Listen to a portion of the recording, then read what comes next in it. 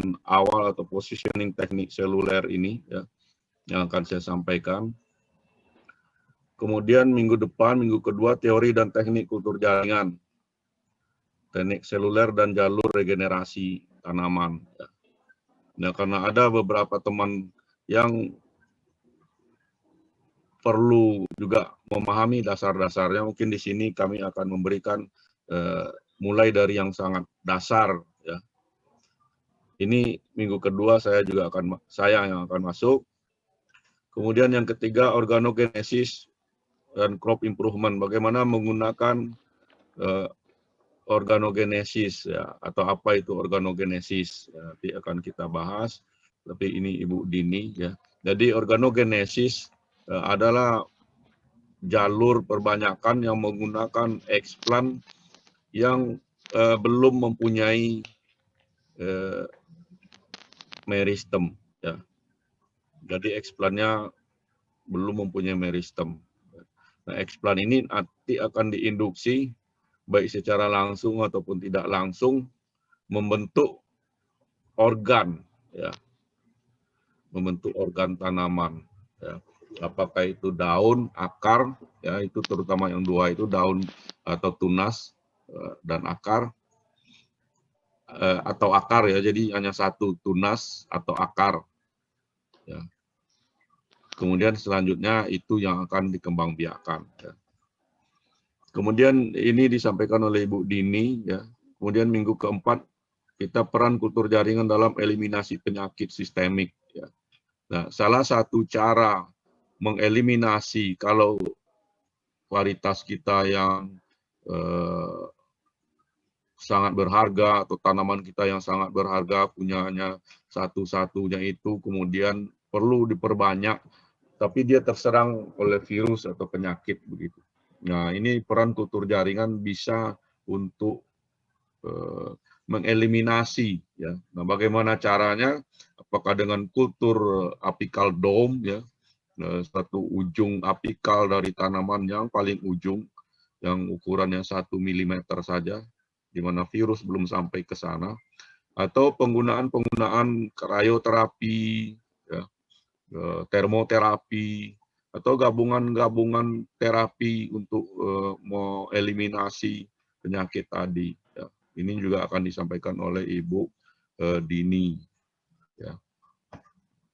Kemudian yang kelima, embryogenesis somatik. Ya. Nah, embryogenesis somatik merupakan jalur perbanyakan tanaman atau jalur atau pathway perbanyakan eksplan. Ya. Ini berbeda dengan organogenesis. Kalau organogenesis hanya membentuk satu meristem, ya dari tidak ada meristem kemudian membentuk meristem tunas atau meristem akar. Sedangkan pada embryogenesis, satu eksplan itu bisa berdiferensiasi menghasilkan propagul atau bahan yang mempunyai dua-duanya. Jadi mempunyai meristem pucuk atau meristem tunas dan mempunyai meristem akar pada satu propagul itu ya. Sehingga dia menyerupai embrio zigotik ya, menyerupai embrio zigotik. Nah, dalam hal ini kita sebut embrio somatik karena dia berasal dari sel-sel somatik ya. Nah, dan hal ini akan disampaikan oleh Bu Nurhayati. Biasanya saya yang menyampaikan ini, tapi kita berbagi tugas ya. Tapi kalau nanti ada perlu saya tambahkan di praktikum akan saya tambahkan begitu ya. Nah, embryogenesis somatik merupakan jalur yang potensial untuk digunakan sebagai jalan untuk menghasilkan varietas atau genotipe baru dengan pemuliaan non konvensional seperti induksi variasi soma klonal secara in vitro, induksi mutasi dengan berbagai macam induktor ya, inducer seperti kimiawi, EMS dan lain sebagainya, atau fisik seperti sinar gamma, sinar X yang kuat dan lain sebagainya, ya.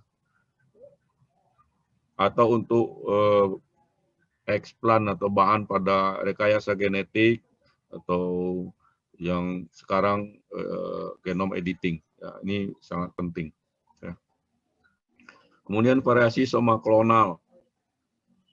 Nah, variasi soma klonal merupakan variasi genetik yang dihasilkan pada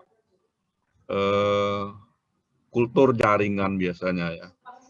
Jadi variasi soma klonal ini bisa terjadi secara alami dalam kultur kita, atau kita tingkatkan frekuensi kejadiannya dengan berbagai cara, ya, tergantung. Jadi variasi soma klonal ini ibarat pisau bermata dua, ya. Artinya kadang kita butuh, kadang kita tidak, begitu. Kalau untuk perbanyakan tanaman, ya, biasanya kita menghindari terjadinya variasi soma klonal karena tanaman diharapkan seragam, ya. Tapi kalau untuk pemuliaan kita justru mengharapkan terjadinya soma klonal, variasi soma klonal, karena dari variasi-variasi itu kita meningkatkan keragaman pool genetiknya, sehingga diharapkan dari sana kita bisa menghasilkan genotipe yang kita inginkan, ya. Nah, ini tergantung mana kita menggunakan kultur jaringan untuk perbanyakan komersial atau untuk tujuan crop improvement, pemulihan tanaman, ya. Jadi satu kita tekan, yang satu lagi kita induksi terjadinya variasi soma klonal itu. Itu kira-kira isinya.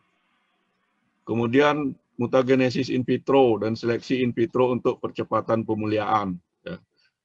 Nah, ini sebenarnya pengembangan dari variasi soma klonal ini, tapi peningkatan mutagenesisnya itu jauh lebih banyak, ya. Termasuk tadi dengan kimiawi, fisik, atau kombinasi kimiawi dan fisik. Kemudian bagaimana kita menseleksinya, ya. Seleksi in vitro.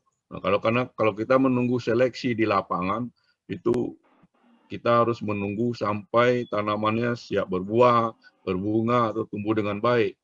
Nah, kadang kita perlu waktu yang sangat cepat, sehingga kita mengharuskan melakukan seleksi dini, ya, seleksi secepat mungkin. Ya. Nah, chapter 1 sampai 7 ini akan merupakan bahan untuk ujian tengah semester. Ya. Ujian tengah semester. Ujian itu antara 1 sampai 10 April kalau tidak salah. Ya, tapi nanti ada di jadwalnya. Kemudian setelah UTS kita akan yang tadi bab 7 itu akan disampaikan oleh Ibu Melani. Nah, kemudian yang ke-8 analisis dan penggunaan teknologi hibridisasi protoplas. Ya. Ini akan disampaikan oleh Pak Agus Purwito, ya. 3, 8, 9, 10. Ya. 8, 9, 10 oleh Pak Agus Purwito. Analisis penggunaan teknologi hibridisasi protoplas. Nanti akan dibahas. Sekarang protoplas banyak digunakan untuk menghasilkan varietas-varietas baru, ya. Terutama untuk jeruk. Banyak sekali jeruk-jeruk jenis baru yang dihasilkan melalui fusi protoplas. Ya. Kemudian teknologi triploid dengan menggunakan kultur endosperm. Ya. Ini juga oleh Pak Agus Purwito. Ya, sebenarnya triploid itu bisa dilakukan dengan berbagai cara. Ya. Ini hanya salah satu cara secara in vitro kita menginduksi endosperm itu. Nah, endosperm itu kan 3N, ya. Sudah dari sananya 3N karena hasil perkawinan antara polen dengan polar nuklei atau inti, ya, 2 inti polar tambah inti polen menjadi inti endosperm 3N. Kemudian yang ke-10 secondary metabolite dan molecular farming, ya. Itu. Kemudian Pak Agus juga ya, secondary metabolite molecular farming ini merupakan topik yang sangat hangat, di mana orang mencari senyawa-senyawa potensial untuk untuk obat, untuk kecantikan dan lain sebagainya dari tanaman, kemudian diperbanyak secara massal dalam bioreaktor. Nah, bioreaktor untuk menghasilkan misalnya dari kunyit sudah ada kurkuminoid misalnya. Orang nanti menghasilkan kurkuminoid itu tidak harus menanam kunyit, tapi sel-sel kultur sel dari kunyit diperbanyak secara cepat di dalam bioreaktor, kemudian diekstrak dari sana. Jadi negara temperate pun bisa menghasilkan secondary metabolite kunyit itu, kurkuminoid itu sepanjang waktu tanpa harus menanam kunyit di lahan tropis begitu ya. Nah, ini suatu kerugian juga bagi kita. Kemudian yang ke-11, analisis dan pemanfaatan teknologi konservasi plasma nutfah in vitro. Ya, jadi bagaimana konservasi in vitro dilakukan. Jadi salah satu manfaat dari seluler teknologi ini adalah digunakan untuk konservasi in vitro. Ya. Nah, bab 11 ini akan disampaikan Ibu Mega.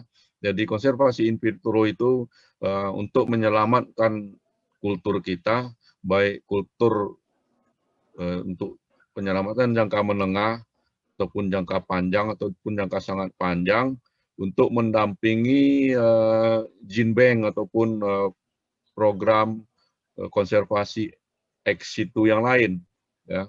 Dan ini termasuk di dalamnya nanti slow growth atau pertumbuhan lambat, kemudian juga termasuk cryopreservation tadi ya, konservasi menggunakan cryopreservasi, ya, disampaikan oleh Ibu Mega. Dulu saya sih yang mengajarkannya. Ya. Kemudian 12 dan 13 nanti akan disampaikan oleh Pak Bambang, ya. Bambang Purwoko, yaitu teknologi haploid dan double haploid. Ini kultur anter yang digunakan untuk menghasilkan tanaman haploid. Ya. Nah, kemudian tanaman-tanaman haploid ini secara alami atau secara sengaja diinduksi membentuk tanaman double haploid atau dihaploid. Ya. Tujuan utama dari teknologi haploid ini adalah untuk menghasilkan tanaman homozigot secepat mungkin. Ya. Karena kalau kita menggunakan persilangan konvensional, sampai 9 musim pun belum terdapat 100% yang homozigot. Ya. Karena ibu dengan bapak dikawinkan, anaknya 50%, kemudian di selfing atau di backcross ke ibunya, akhirnya gen ibunya menjadi 75% pada generasi ketiga, dan seterusnya ya di backcross. Baru didapat yang mendekati homozigot. Nah, dengan teknologi haploid kultur anter ini, itu dalam satu kali kultur sudah bisa didapatkan yang haploid dan kemudian tinggal di double kromosomnya menjadi double haploid atau dihaploid. Dapatlah kita tanaman diploid yang homozigot. Akan digunakan baik untuk perakitan varietas langsung ataupun digunakan sebagai genotipe yang akan digunakan sebagai tetua. Ya. Nah, itu tujuannya. Jadi untuk mendapatkan tanaman haploid secepat mungkin, atau tanaman homozigot secepat mungkin. Kemudian yang ke-13 yang juga akan disampaikan Pak Bambang Purwito, ada Bambang Purwito, tukar-tukar Bambang Purwoko, adalah white hybrid and embryo rescue. Ya. Jadi ini adalah persilangan tanaman yang berbeda spesies. Ya. Nah, sebenarnya kan kalau tanaman ya namanya makhluk hidup kalau beda spesies itu tidak bisa disilangkan, ya, tidak bisa dikawinkan. Kalau dikawinkan pun turunannya menjadi fertil atau menjadi unfertil, ya, menjadi tidak bisa tumbuh dengan baik. Nah, pada white hybrid ini mungkin terbentuk embrio, tapi dengan segera embrio itu akan aborsi. Ya. Nah, di sanalah diperlukannya embrio rescue. Jadi bagaimana kita menyelamatkan embrio itu sehingga tanaman yang jauh jarak genetiknya itu beda spesies atau beda genus itu bisa disilangkan, kemudian embrionya diselamatkan, ya, di embrio rescue. Karena kalau tidak diselamatkan ya embrio itu tidak akan pernah tumbuh karena jarak genetik antara jantan betinanya jauh misalnya. Ini banyak sekali digunakan pada persilangan anggrek, ya. Anggrek spesies disilangkan, spesies yang berbeda, kemudian diselamatkan embrio rescue-nya. Kemudian saya terakhir masuk pada bab 14, ini lebih ke arah semacam review, ya, kemudian menganalisis kompetensi atau peran kultur jaringan, mulai dari era mikropropagasi ke era rekayasa genetik dan editing genom. Ya. Bagaimana peran kultur jaringan itu. Ya. Di satu pihak, ada orang-orang yang mulai mengecilkan peran kultur jaringan itu. Mereka menggunakan rekayasa genetik atau editing genom dengan teknik yang tidak menggunakan kultur jaringan, ya, karena mereka menganggap kultur jaringan itu merepotkan, sehingga dicari sekarang cara-cara bagaimana rekayasa genetik ataupun editing genom bisa dilaksanakan tanpa masuk laboratorium kultur jaringan. Ya. Nah, ini yang perlu juga kita pahami, dan tapi sebenarnya sebagian besar peran kultur jaringan untuk mendukung rekayasa genetik dan editing genom itu masih sangat diperlukan, ya. Karena teknologi particle bombardment misalnya atau teknologi rekayasa genetik dengan bantuan agrobakterium kadang walaupun bisa diterapkan pada tanaman ex vitro di luar, tapi jalur perbanyakannya nanti menjadi tidak baik, jadi tidak didapatkan jalur yang berasal dari sel tunggal, sehingga mutan ataupun turunan yang dihasilkan itu menjadi bukan mutasi yang solid begitu, ya. Ya. Jadi peran kultur jaringan bagaimana orang berubah dari yang dulu hanya sebagai perbanyakan tanaman menjadi